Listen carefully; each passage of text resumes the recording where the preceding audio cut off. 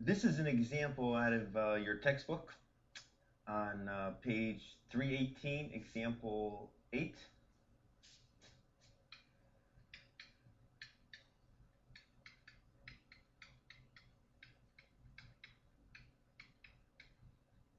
And you have this raft, and the raft is floating in water, and the dimensions of the raft are given, and the density of the pine wood, which the raft is made up of, is given. And the question is, how much of the raft is beneath the surface of the water? So if you take a close look, like right here, here's that little segment right there. Here's the bottom of the raft. Here's the top of the raft. And this is the line showing the boundary where the part of the raft is underwater and the part of the raft that's above the water. So this part right here is above the water, and this part down here is below the water. Now, we're told that the depth of the whole raft is 0.30 meters, and our question is, how much of that depth, or what is this value h here that's under the water?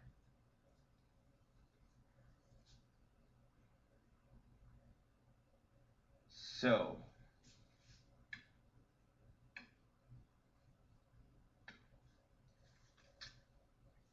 first, we apply Archimedes' principle. The buoyant force holding up the raft is equal to the weight of the displaced water.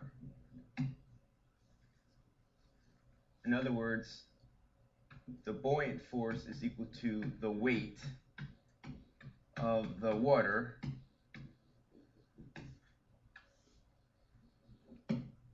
that used to be where the raft is now underwater.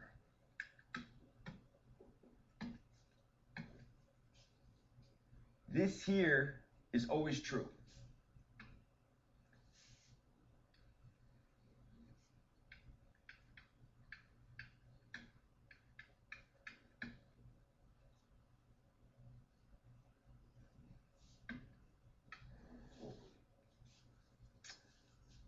But if you think about it, folks, if we drew a free body diagram of the raft, you have the weight of the raft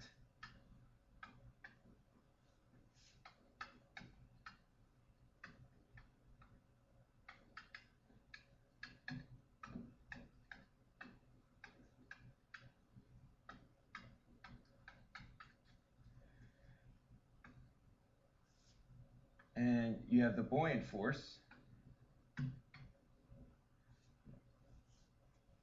and those actually should be drawn about the same length, because basically the raft's not going up or down.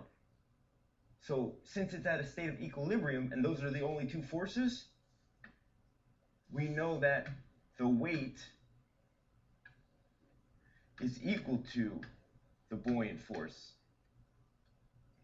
And this here, folks, is true only if the object is floating.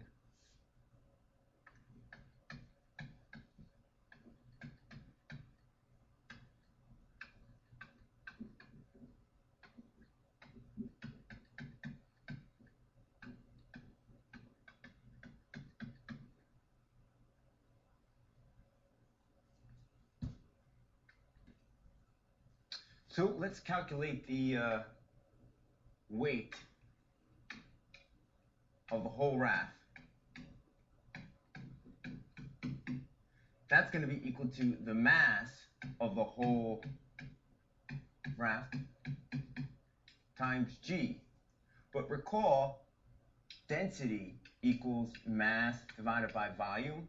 So if we solve that for mass and substitute that in, we have, what's that going to be? The density of the raft times the volume of the whole raft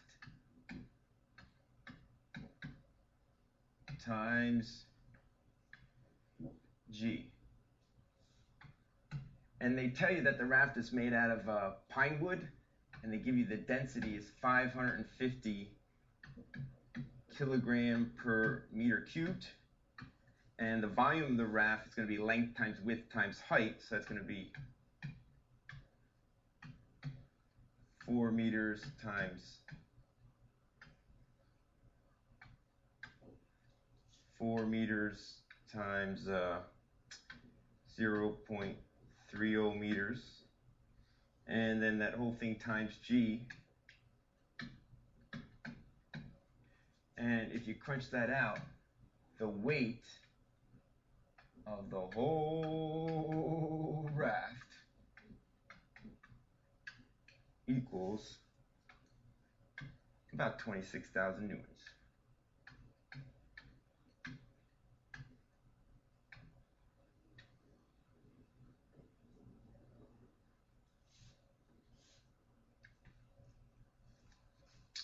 Okay, now what about the buoyancy force, the buoyant force holding up the raft? Archimedes' principle tells us that that buoyant force is always equal to the weight of the displaced fluid. And in this case, it's the weight of the displaced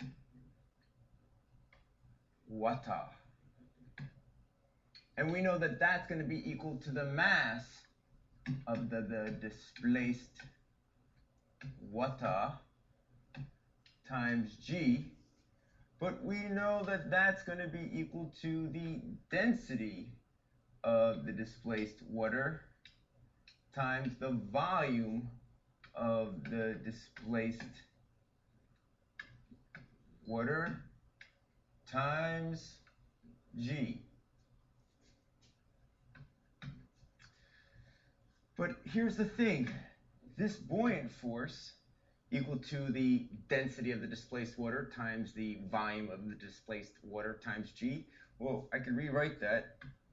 Density of the displaced water times, and here's that big fact.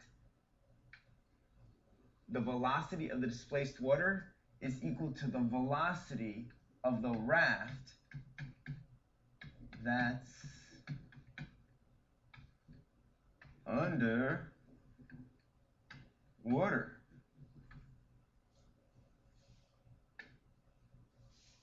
Times G. That's a biggie there. So now we know that this buoyant force, come on, is equal to the density of the water times the volume of the raft. Well, that's the length times the width times the height of the raft. But this here is only the height that's underwater.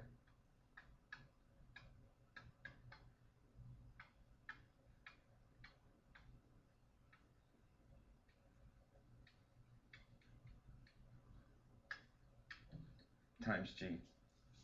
And now I could substitute in values, at least some of them. The buoyant force is going to equal the density of water. And what do we got there? Oh yeah, 1,000 kilogram per meter cubed times the length of the raft, 4 meters, times the width, 4 meters, times the height that's underwater, and that's what we're trying to find in this problem, h, times the acceleration due to gravity, 10 meters per second squared. But recall, we know that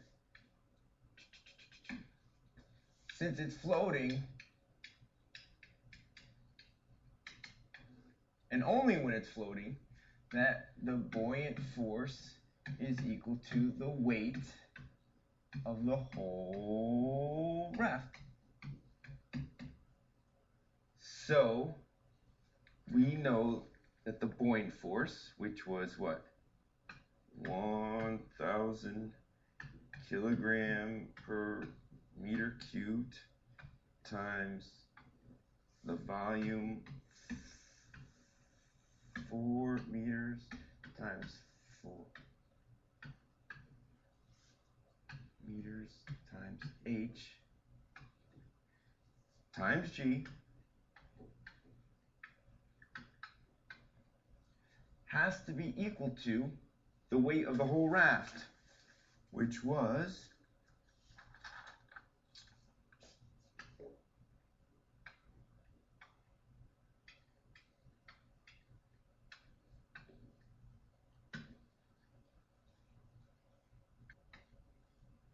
and if you solve that for h, and we'll bring it back to 2 sig figs, we get 0.17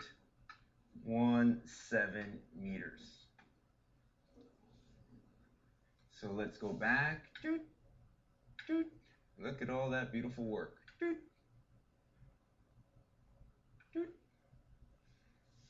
This h right here